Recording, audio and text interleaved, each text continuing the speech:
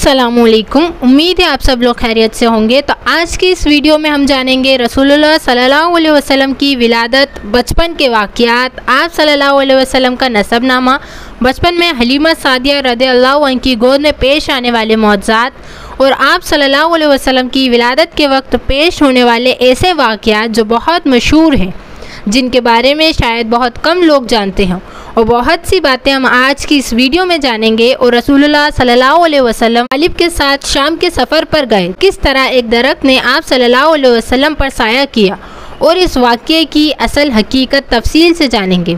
रसूलुल्लाह सल्लल्लाहु अलैहि वसल्लम की विलादत से लेकर वफ़ात तक हम आज और आने वाली वीडियो में जानेंगे। सबसे पहले जिक्र करते हैं रसूलुल्लाह सल्लल्लाहु अलैहि वसल्लम की विलादत का किस्सा। बहुत सी रिवायत में आता है कि हाथी के हमले वाले साल यानी असाबे फील में 12 रबीउल अव्वल को पैदा हुए आप। बाज़ रिवायत में आता है कि आप 9 रबीउल अव्वल को पैदा हुए। जो ज़्यादा तादाद में जाना जाता है वो है 9 रबीउल अव्वल। और आप यतीम पैदा हुए थे क्योंकि आपकी पैदाइश से चंद रोज़ पहले आपके वालिद अब्दुल्ला का इंतकाल हो गया था। आपका नसबनामा यूँ बयान किया जाता है, मोहम्मद सल्लल्लाहु अलैहि वसल्लम बिन अब्दुल्ला बिन अब्दुल मुत्तलिब बिन हाशिम बिन अब्द मनाफ बिन मर्रा बिन क़ाब बिन लोई बिन गालिब बिन फ़हर बिन मालिक बिन नज़र बिन कन्नान बिन खुज़मा बिन मदराक बिन इलियास बिन मज़र बिन नज़र बिन मात बिन अदनान। इमाम बुखारी रज़ियल्लाहु अन्हु से सही बुखारी में आप सल्लल्लाहु अलैहि वसल्लम का इतना ही नसब बयान किया गया है। और आप सल्लल्लाहु अलैहि वसल्लम का ननिहाल बनु ज़हरा है और आपकी वालिदा हज़रत आमिना बिनते वहाब उस ख़ानदान से थी। जब दाई आपको गुस्ल देने आगे बढ़ी तो गुस्ल पहले से दिला हुआ था, सुरमा लगाने आगे बढ़ी तो सुरमा पहले से लगा हुआ था, और जब खुशबू लगाने आगे बढ़ी तो बदन पहले से ही खुशबू से महक रहा था। आपका नाम मोहम्मद रखा गया। आज से पहले किसी भी बच्चे का नाम मोहम्मद नहीं रखा गया था। जब आप तशरीफ़ लाए तो पूरे कमरे में खुशबू फैली हुई थी। पैदाइश के बाद रसूलुल्लाह सल्लल्लाहु अलैहि वसल्लम ने अल्लाह को सजदा किया। ये देख सब हैरत में आ गए और सज्जे से उठकर अल्लाह की तरफ इशारा की और पूरे कमरे में नूर ही नूर हो गया। अल्लाह ने आपको तमाम मखलूक़ात, जिन्नात, इंसान सबके लिए रहमत बनाकर भेजा। जब आप पत्थरों के पास से निकलते तो आवाज़ आती अस्सलामु अलैकुम या रसूल अल्लाह। जब दरख्त के पास से निकलते तो आवाज़ आती अस्सलामु अलैकुम या रसूल अल्लाह कि मैं आपकी उम्मत से हूँ। कुछ इस तरह जब आपकी पैदाइश हुई तो इन सब तरीके के वाक़यात पेश आए। और आप सल्लल्लाहु अलैहि वसल्लम की ज़िंदगी का सबसे मुश्किल दिन ताइफ का दिन था, जिसमें ताइफ के लोगों ने आप पर इतने पत्थर मारे कि आपकी जूती खून से भर गई। ये बात हिजरत के दिनों की है, जब मक्का में मुसलमानों के ऊपर बहुत जुल्म हो रहा था। तभी आप सल्लल्लाहु अलैहि वसल्लम ने मक्का वालों से कहा, पूरा अरब एक दिन मुसलमानों के हाथ में होगा। रोमन पर मुसलमानों की हुकूमत होगी, जिसे सुनकर मक्का वाले मुसलमानों पर और ज़्यादा जुल्म करते। लेकिन ये लोग आप सल्लल्लाहु अलैहि वसल्लम का कुछ न बिगाड़ सके, क्योंकि मक्का के दो बहुत ही ताकतवर लोग रसूलुल्लाह सल्लल्लाहु अलैहि वसल्लम के चचा अबू तालिब और दूसरी आपकी ज़ौजा हज़रत खदीजा रज़ियल्लाहु अन्हा हमेशा आपके साथ रहते थे। जब आप ताइफ को छोड़कर मक्का वापस गए तो वहाँ आप एक बाग में रुके जो आपके सबसे बड़े दुश्मन अबू जहल का था। आपको इतनी सख्त हालत में देखकर उसको भी रहम आ गया। उसने आपको अंगूर भिजवाए। उसके बाद आप 2 पहाड़ों पर पहुँचे जहाँ आपकी मुलाकात जिब्राइल अलैहिस्सलाम से हुई। इसके ऊपर भी पूरी वीडियो तफसील में बयान की गई है। ताइफ का सफ़र आप ऊपर आई बटन पर भी क्लिक कर सकते हैं और वीडियो को देख सकते हैं। अब हम शुरू करते हैं वो वाला किस्सा जिसमें रसूलुल्लाह सल्लल्लाहु अलैहि वसल्लम ने चांद के 2 टुकड़े किए थे। एक दिन अबू जहल सरदारों के साथ रसूलुल्लाह सल्लल्लाहु अलैहि वसल्लम के पास आया और कहने लगा कि ए मोहम्मद, अगर तुम सच्चे हो तो हमें चांद के 2 टुकड़े कर कर बताओ। कुछ रिवायत में आता है कि अबू जहल और कुछ में आता है कि वो बाज़ लोग थे जो आपसे कह रहे थे कि हमें कोई निशानियां बताओ। रसूलुल्लाह सल्लल्लाहु अलैहि वसल्लम अबू उबैस पहाड़ पर खड़े हुए थे। बाज़ रिवायत में आया है कि उस दिन महीने की 14वीं तारीख थी और चांद पूरा था। आप सल्लल्लाहु अलैहि वसल्लम ने उनकी ये अजीब फरमाइश सुनकर ये फरमाया, अगर मैं ऐसा कर दिखाऊं तो क्या तुम ईमान ले आओगे? उन सब ने कहा कि हम ईमान ले आएंगे। और रसूलुल्लाह सल्लल्लाहु अलैहि वसल्लम ने अल्लाह सुब्हानहू व तआला से दुआ मांगी कि ऐ अल्लाह, आपके हुक्म से ऐसा कर दीजिए। बेशक अल्लाह के हुक्म के बगैर एक पत्ता भी अपनी जगह से नहीं हिल सकता। और रसूलुल्लाह सल्लल्लाहु अलैहि वसल्लम ने चांद की तरफ उंगली से इशारा किया, अपनी शहादत की उंगली और उसके बाजू वाली उंगली से चांद की तरफ इशारा किया और अल्लाह के हुक्म से चांद के 2 टुकड़े हो गए और कुछ देर बाद आकर वो वापस जुड़ गए।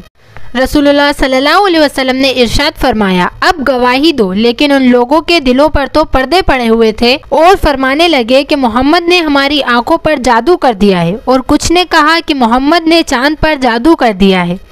मगर उनके जादू का असर तो सारी दुनिया पर नहीं हो सकता, तो उन्होंने ये इरादा किया कि दूसरे शहरों से आने वाले लोगों से इस बात की तहकीक की जाए। लिहाजा जब दूसरे शहरों के लोग मक्का में दाखिल होते तो उन्होंने चांद के 2 टुकड़े होने के बारे में उनसे पूछा, और आने वाले हर शख्स ने ये कहा कि हाँ, हमने भी चांद के 2 टुकड़े होते हुए देखे हैं। ये सुनते ही मुशरिक बोल उठे, बस फिर तो ये आम जादू है। इस पर एक आयत जो जहन में आती है वो ये है सूरह कहफ आयत 17। अल्लाह ताला की निशानियों में से है, जिसको चाहे हिदायत दे वो हिदायत पाता है, और जिसको वो बेराह रखे तो आप उसके लिए कोई मददगार राह बताने वाला ना पाएंगे। फिर कुछ ने कहा कि ये तो ऐसा जादू है जिससे देख जादूगर भी मुतासिर हैं। जादूगरों को भी ये चांद 2 टुकड़े में नजर आता है।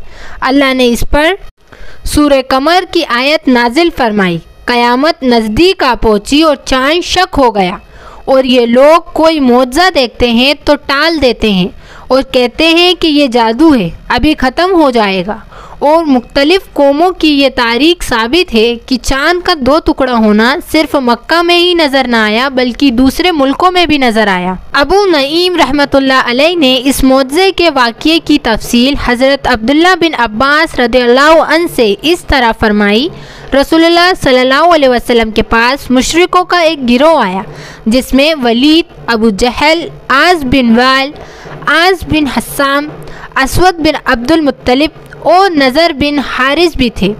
उन्होंने आपसे कहा कि अगर आप वाकई सच्चे हैं तो अपनी सच्चाई के सबूत में हमें चांद के 2 टुकड़े कर कर बताइए, इस तरह कि उसका एक टुकड़ा कबीस की पहाड़ी पर हो और दूसरा टुकड़ा केकान पहाड़ पर हो। फिर रसूलुल्लाह सल्लल्लाहु अलैहि वसल्लम ने उनसे वही चीज़ करी कि अगर मैं ऐसा कर दूं तो क्या तुम ईमान ले आओगे? तो उन्होंने भी यही कहा कि हाँ, हम ईमान ले आएंगे, जबकि वो ईमान न लाए।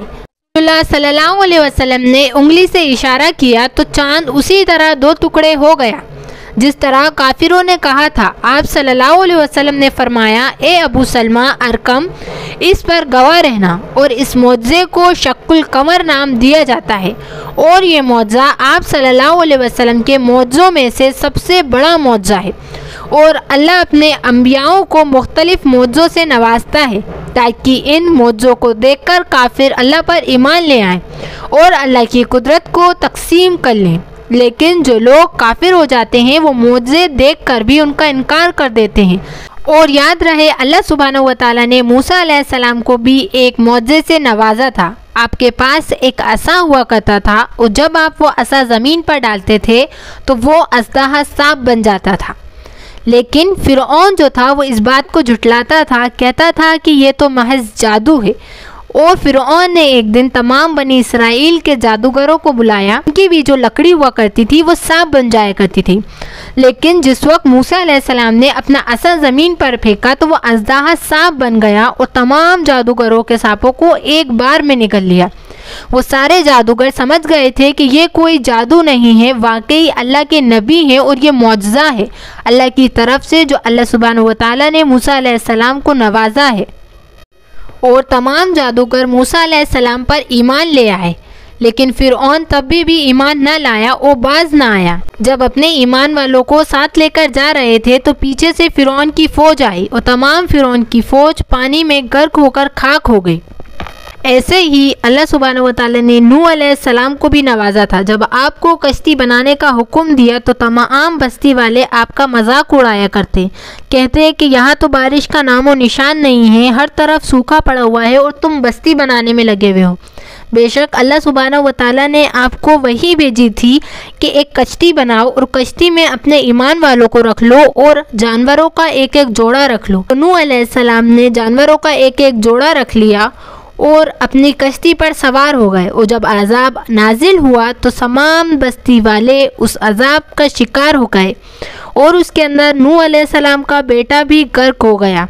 तो इसी तरह अल्लाह सुब्हानहू व तआला अपने अंबियाओं को बचाते रहते हैं और मुख्तलिफ मौजों से नवाजते रहते हैं।